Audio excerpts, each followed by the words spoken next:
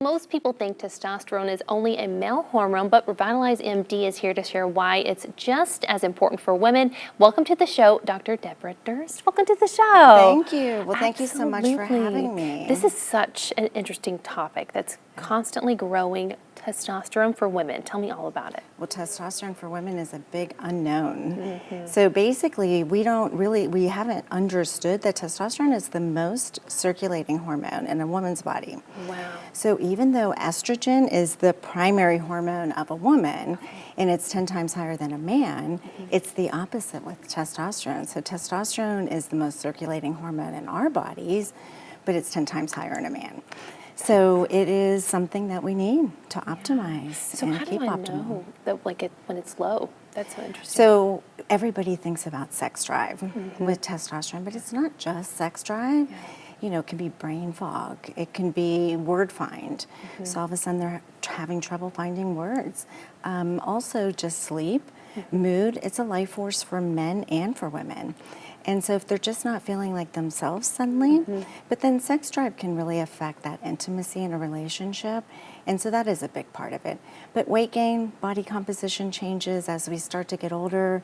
We're doing all the same things, but suddenly we're gaining weight and we have a middle. And so those things are sometimes testosterone related. That is so interesting. So how do you go about treating something like that and even finding out with you guys, thinking if someone's watching, that sounds like me, you know, and go about finding you guys and treating that. That's so interesting. Yeah, so well, testosterone is one of those that there aren't any approved products for women in the U.S. There are internationally, but not in the U.S. So again, women have been left behind when it comes to hormones and not just testosterone. But it's an important topic today because we have been left behind with testosterone. So no approved products.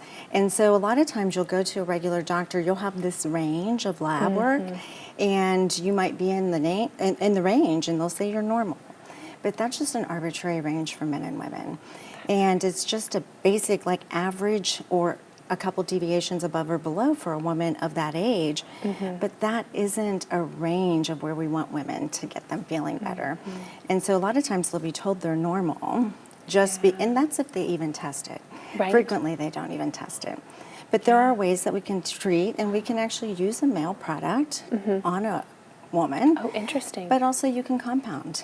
And we do a lot of pellets, which is a compounded version of it, and it's awesome. Best way to get women feeling like themselves again. Yeah, that's incredible. And I mean, there's so many times when you do get blood work done, you go to the doctor and you just think in those moments, something is wrong with me, and especially having that intuition kind of, something's not right here. And I think a lot of people, when they think testosterone too, you know, using male products, they think, oh my gosh, am I going to get big and bulky? What do you say to those kind of myth busters? We hear that every single day.